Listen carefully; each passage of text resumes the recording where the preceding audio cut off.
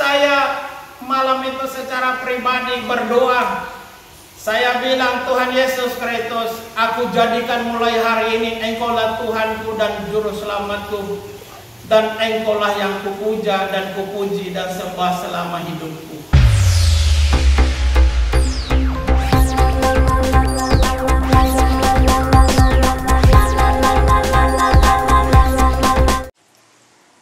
Saya membaca kitab Injil Yohanes ini, banyak hal rahasia yang saya dapatkan. Yesus berkata banyak hal di dalam Injil Yohanes dan itu tidak ada di dalam Injil-Injil yang lain. Di antaranya, dia berkata, akulah roti yang turun dari surga. Dia berkata, akulah air hidup. Dia berkata, akulah terang dunia. Dia berkata, akulah kebangkitan dan hidup. Dan di dalam Injil Yohanes pasal yang ke-14 ayat 1 sampai dengan ayat yang ke-6, beliau bersabda demikian. Jangan gelisah hatimu, percaya kepada Allah dan juga percaya kepadaku. Di rumah Bapakku banyak tempat, kalau tidak aku tidak mengatakan kepadamu. Sebab aku pergi ke sana untuk menyediakan tempat bagimu. Dan sesudah aku pergi, aku akan kembali menjemputmu, supaya di mana aku berada, kamu pun berada.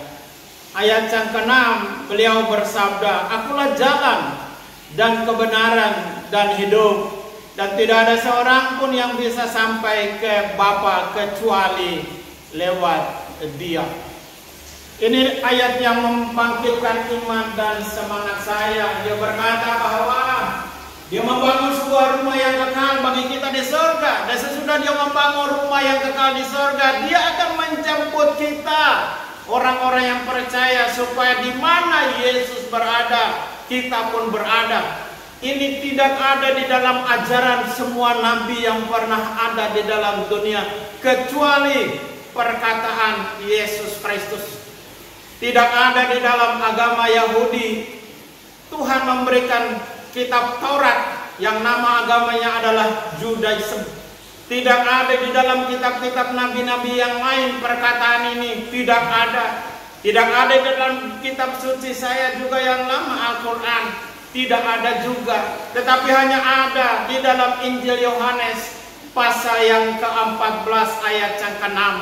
Akulah jalan dan kebenaran dan hidup, dan tidak ada seorang pun yang bisa ke sorga kalau tidak lewat Dia. Hebat. Lalu saya membaca sampai dengan terakhir Injil itu. Lalu saya baca lagi Kisah Para Rasul. Saya tidak pernah berhenti. Saya rindu, saya haus membaca Bible ini, firman Tuhan. Saya menemukan lagi satu kalimat yang sangat luar biasa di dalam Kisah Para Rasul pasal 4 ayat yang ke-12. Sebab keselamatan tidak ada di dalam siapapun juga selain di dalam Dia. Sebab di bawah kolong langit, bukan saja di Israel, bukan saja di Arab, bukan saja di Amerika, bukan saja di Indonesia, tetapi di kolong langit, di kolong langit tidak ada nama lain yang diberikan kepada manusia yang olehnya bisa selamat kecuali nama Yesus Kristus. Bersyukur kita orang-orang percaya Yesus Kristus. Kita selamat bukan karena perbuatan baik amal ibadah kita. Kita selamat karena nama Yesus Kristus. Luar biasa. Saya membaca terus-menerus. Lalu ketemu dengan kitab Roma, saya baca kitab Roma, dan Roma pasal 14 ayatnya yang ke-8 dan 9, dan ayat itulah yang membuat saya bertobat. Kita hidup untuk Tuhan. Kita mati juga untuk Tuhan. Jadi baik kita hidup ataupun kita mati, kita adalah milik Tuhan.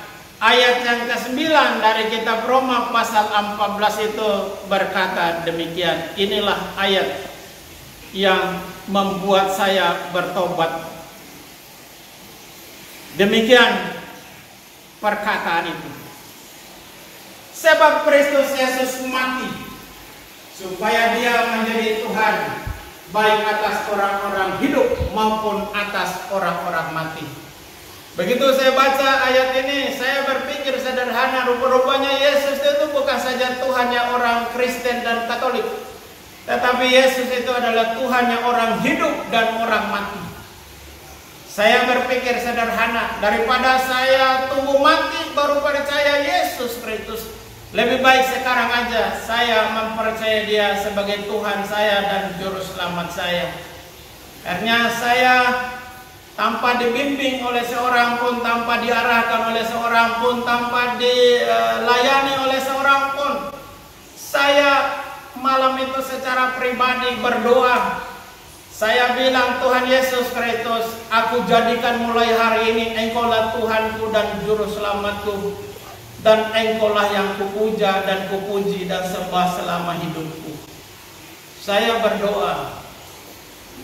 Saya membaca lagi dalam Filipi pasalnya yang kedua, ayatnya yang ke-8 sampai dengan ayat yang ke-10, 9, 10, 11, demikian firman Tuhan.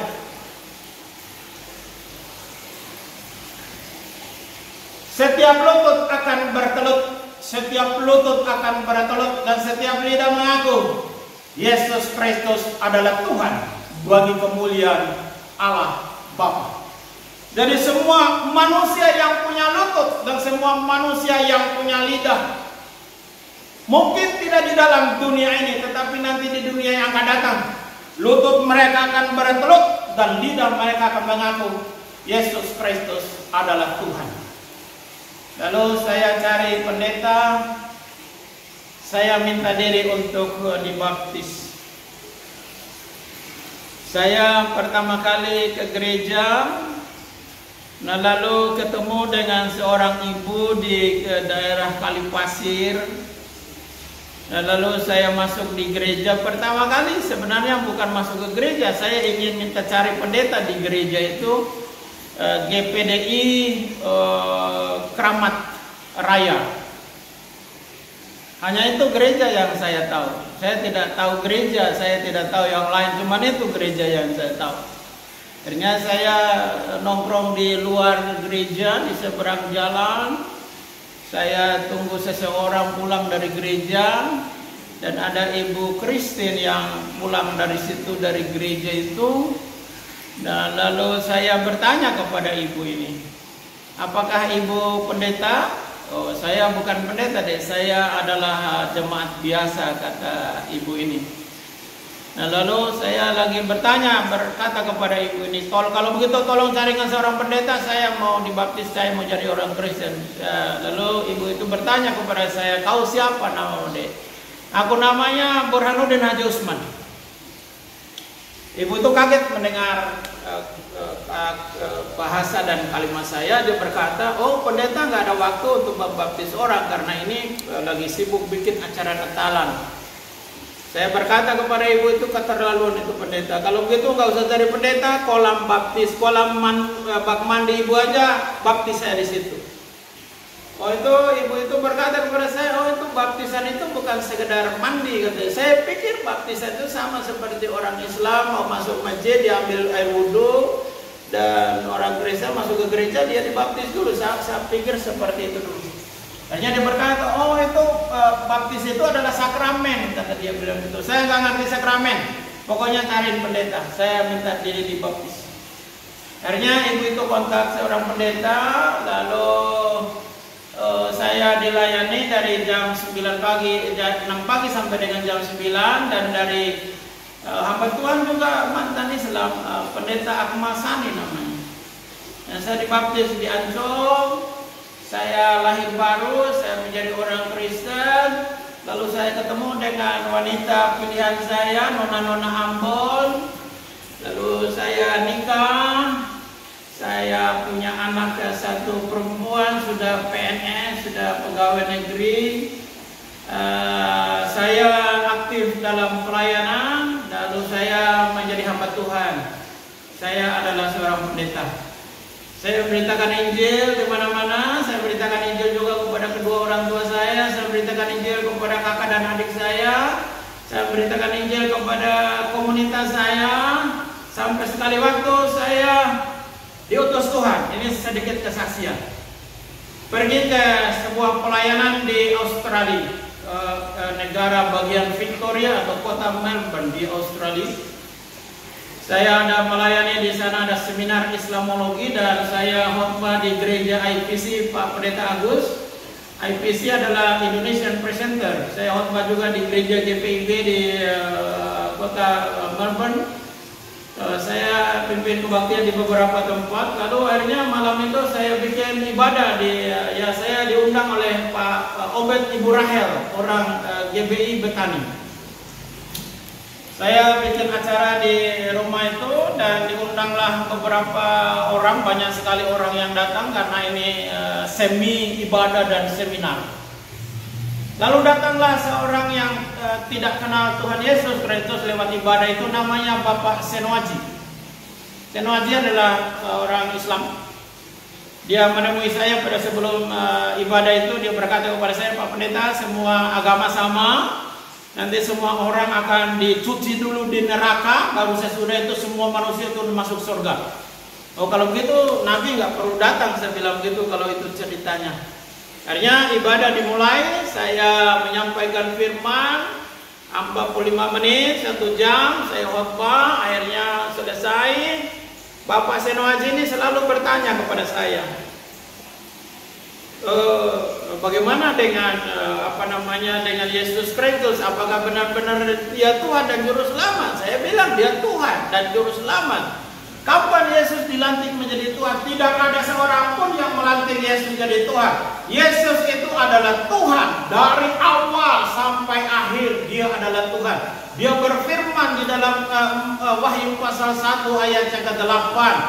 Dia adalah Alfa dan Omega, yang awal dan yang akhir, yang akan datang dan yang maha kuasa. Ya, Yesus Kristus adalah Tuhan yang awal, yang akhir, dan yang maha kuasa.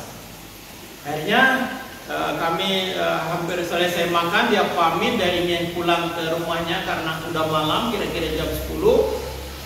Dia pamit kepada saya, dia berkata kepada saya, nanti Pak Pendeta, saya cari Bapak di Jakarta ya, kata dia bilang gitu. Oh ya baik, kata dia. Akhirnya saya dia pamit. Pada waktu dia melangkahkan kakinya, ada suara bicarakan dalam hati saya. Suara itu berkata, panggil Senwaji itu, tanyakan dia kapan mau dia dibaptis.